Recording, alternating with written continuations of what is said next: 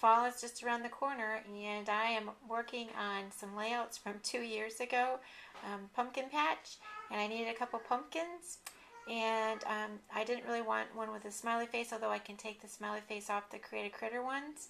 I decided to go ahead and use the everyday paper dolls, and what I did was, because it's an accessory, you have to make it a little bit larger, and the size on the Gypsy was 5.12 in height, so that they measure just a little bit over 2 inches in height, really.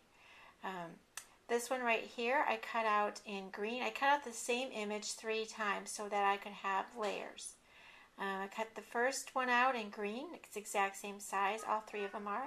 And then I cut it out in a orange, regular orange. And then I cut another one out with a patterned paper, very subtle patterned paper in orange. And I'm going to show you next what I'm going to do.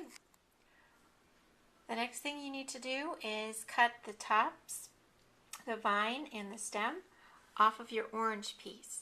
So you just have a basic pumpkin. And then the next thing you have to do is just cut out the centerpiece from this pumpkin. And technically this is what it kind of looks like when you take this away from it. You just have that piece left. And once you do that, the next thing you're going to do is put your orange on top of your green.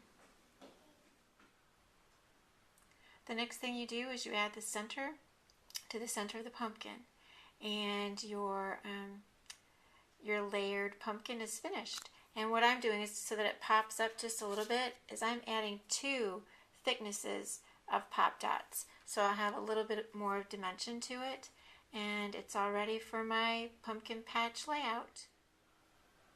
To make the dimensionals really work well, or the pop dots rather, not dimensionals, is I put some tape on the sides that I want it to be down, and so that will allow this to pop up a little bit.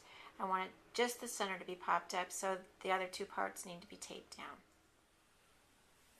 This is where I put the pumpkins. This is the project. It's a 2-page layout, and there are the pumpkins on my layout. And also I used the Elmo font, and I welded that also with my Gypsy. So there it is.